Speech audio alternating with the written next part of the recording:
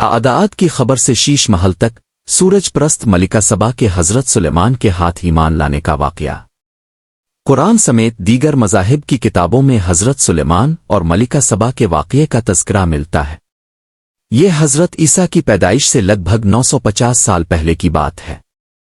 آج مشرق وسطی کے جس مسلم ملک کو ہم یمن کہتے ہیں، اس کے جنوب مغربی علاقے کو 1.5 صدی سے یہاں آباد ایک دولت مند قوم سبا کی نسبت سے سبا کا کہا جاتا تھا۔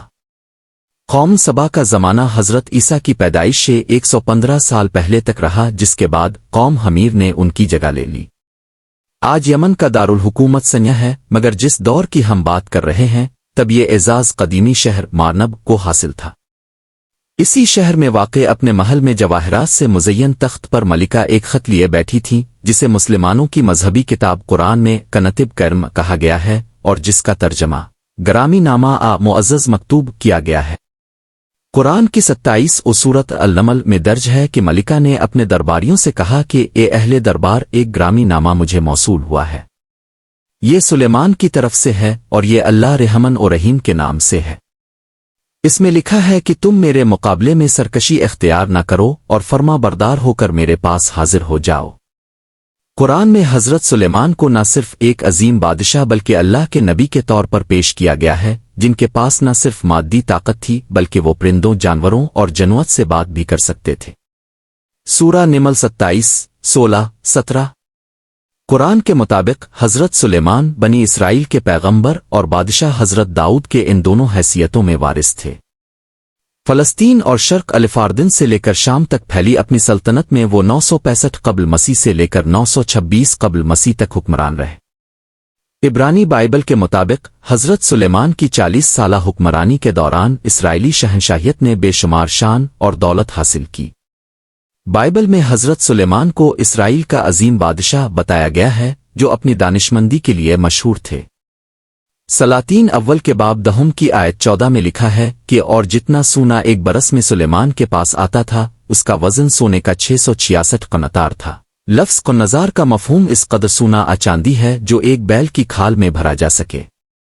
حضرت سلیمان کا ہوا کہ دوش پر سفر اور چیونٹی کی بات۔ قرآن کی سورت النمل میں حضرت سلیمان اور ملکہ سبا کے واقعے کا تذکرہ موجود ہے۔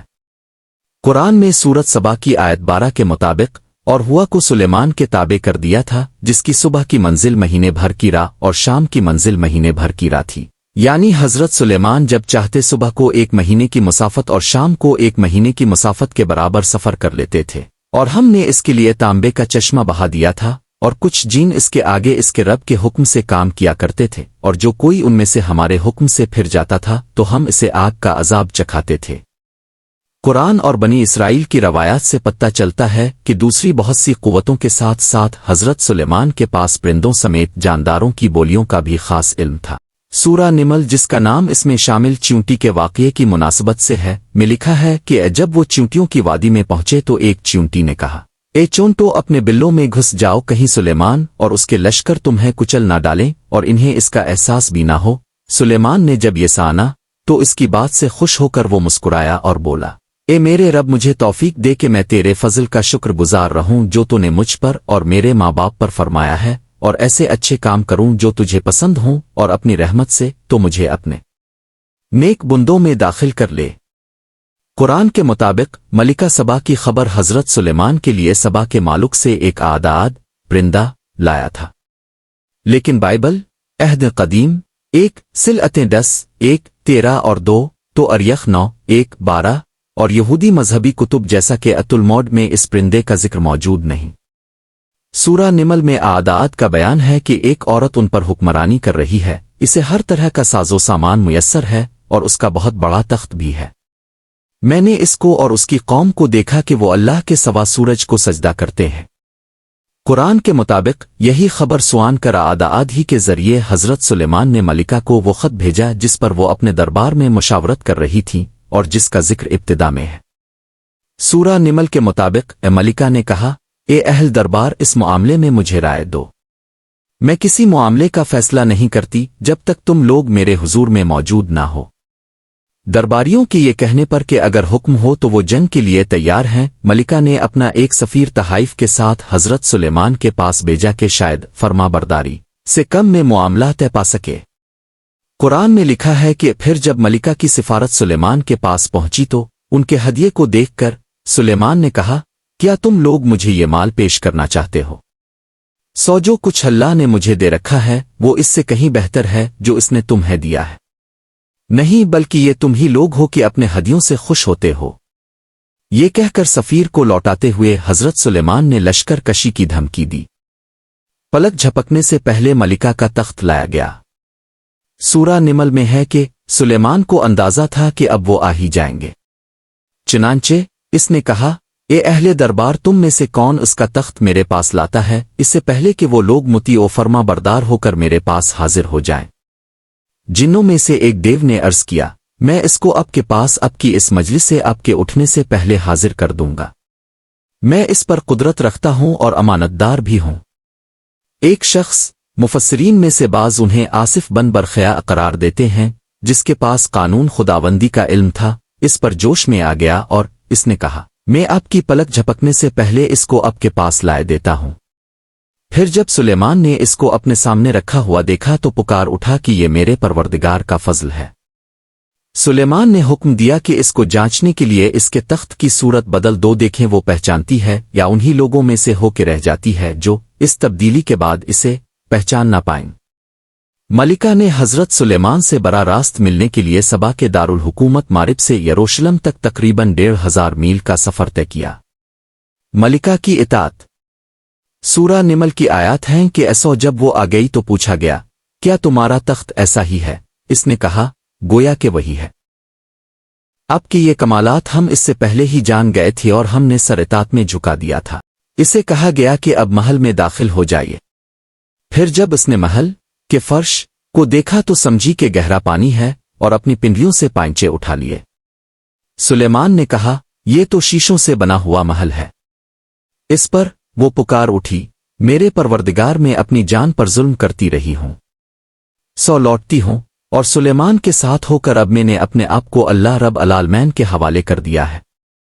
किताब सलातीन अव्वल 10:10 के मुताबिक मलिका सुलेमान से मिलने गईं और उन्हें 120 कंतार सुना और मसाले का बहुत बड़ा अंबार और बेश बहा जवानर्दनी और जैसे मसाले सबा की मलिका ने सुलेमान बादशाह को दिए, वैसे फिर कभी ऐसी बाहतत के साथ न आए।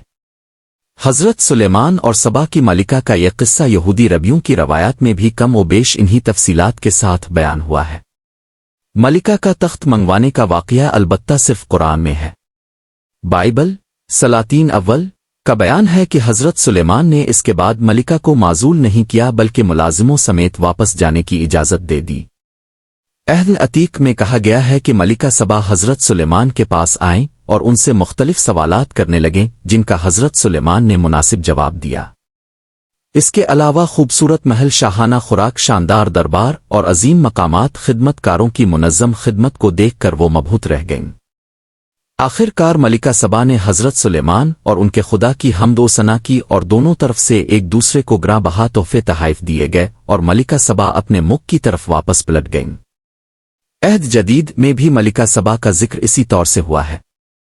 6ठी सदी हिजरी के मुसन्निफ आबन ऐसाकनर तारीख मदे दमिश्क के मुताबिक मलिका ने यमन पर हज़रत सुलेमान से मिलने से पहले 9 साल और मिलने के बाद 4 साल हुकूमत की। मलिका सबा कौन थीं और कहां से आई थीं? यूसिफोस की तारीख में है कि वो मिस्र व हबशा की मलिका थीं और अहल हब्श उनको हबशी नजात समझते और शाहान हब्श ये कहते हैं कि वो मलिका सबा की नस्ल से है। मगर अहल नतहक यूसिफोस की रवायत को गलत कहते हैं और ये कि ये दोनों हिस्से यमन ही की हुकूमत के हिस्से थे और इंजील के बयान को ज्यादा सही मानते हैं। और इसीलिए सन्या से 120 किलोमीटर के फासले पर मलिका के महल के बाद सुतून अब भी मौजूद है।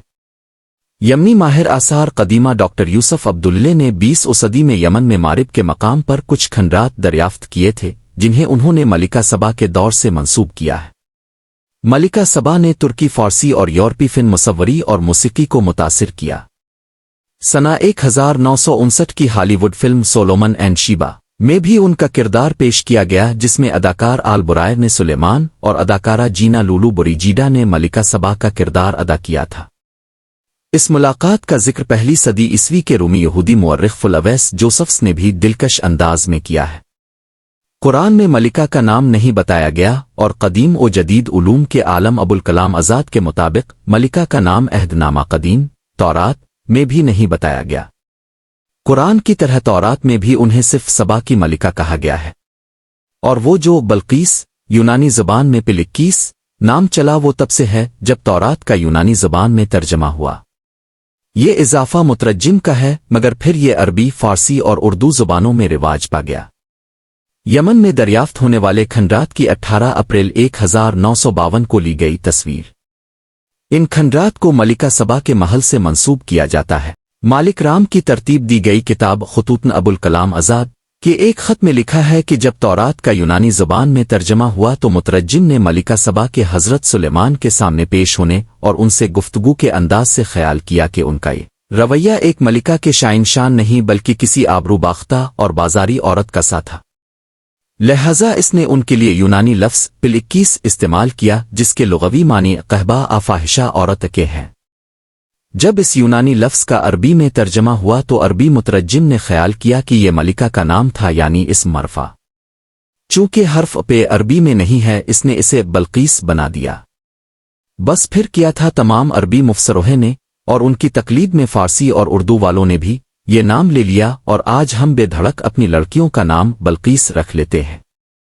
دی unforgettable queens of Islam succession authority gender کی مصنف شہلا ہار کے مطابق یہودی اور قرون وسطی کے مسلم ذرائع نے ملکہ سبا کو بدنام کرنے کے لیے ان کے بلند مرتبہ ملکہ کے رتبے کو گھٹا کر لونڈی یعنی ایک جنسی شے ایک بلقیس میں تبدیل کر دیا، مگر عوامی سطح پر اور مختلف ثقافتوں میں وہ اب بھی ناقابل فراموش ملکہ سبا کے طور پر جانی جاتی ہے۔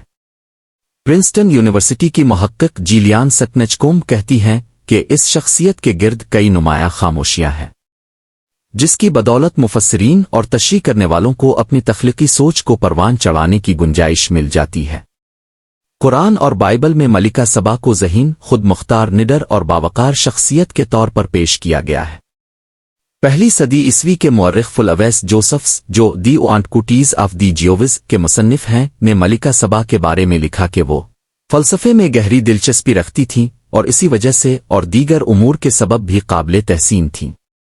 جب یہ قصہ ترگم شینی جو کہ 7ویں یا 8ویں صدی عیسوی کا ایک یہودی متن ہے میں بیان کیا گیا تو اس میں مزید تفصیلات شامل ہو چکی تھیں۔ قرآن میں ملکہ سبا کے قصے سے سند حاصل کرتے ہوئے قرآن کی نگاہ میں خواتین کی مدیریت، اثر براہی اور معاشرے میں خواتین کا کردار پر مقالے لکھے گئے ہیں۔ شہلا ہار کی تحقیق ہے کہ ملکہ کی جنس ان کی قیادت اور طرز حکمرانی کے لیے غیر متعلقہ ہے۔ قرآن میں ان کے ایمان کو بنیادی اہمیت حاصل ہے، لیکن قرون وسطی کی تشریحات میں صنفی سیاست مرکزی حیثیت اختیار کر لیتی ہے۔ ملکہ کی دانش مندی، غیر معمولی سفارتکاری اور جنگ کو روکنے کے لیے کامیاب کوششیں پدرشاہی مفسرین کے لیے بنیادی مسئلہ نہیں تھیں، بلکہ ان کا اصل مقصد اس متکبر یعنی خود مختار عورت کے جسم پر اختیار حاصل کرنا تھا اور شادی کے ذریعے اس کی نقل و حرکت اور جنسیت کو محدود کرنا تھا۔ ان کی قیادت ایک مثالی طرز حکمرانی کی مثال ہے جو جن سے بالاتر ہو کر بات چیت کو تسلط پر اور امن کو جنگ و تباہی پر ترجیح دیتی ہے۔ اگرچہ عبرانی بائبل قرآن میں کہیں بھی ملکہ سبا اور حضرت سلیمان کے درمیان کسی جنسی تعلق کا ذکر نہیں، مگر بعد کی کئی تخلیقات میں انہیں ایک جوڑے کے طور پر دکھایا گیا۔ کیبرا نگست جو کہ 14ویں صدی کی ایک ایتھوپیائی مسیحی داستان ہے، ملکہ سبا کو ایتھوپیا کے قیام سے جوڑتی ہے۔ اس متن کے مطابق قدیم سبا ایتھوپیا میں واقع تھا اور ملکہ سبا اور حضرت سلیمان کا ایک بیٹا پیدا ہوا۔ اس نے ایسی شاہی نسل کی بنیاد رکھی جو آخری وارث ہیلی سلسی کی 1975 میں وفات تک ایتھوپیا پر حکمرانی کرتی رہی۔ سکنچکوم کے مطابق یہ اس بے چینی کا نتیجہ ہے جو ملکہ سبا کی طاقت کے بارے میں محسوس کی جاتی رہی، یعنی یہ کہ وہ خود مختار ملکہ نہیں ہو سکتی۔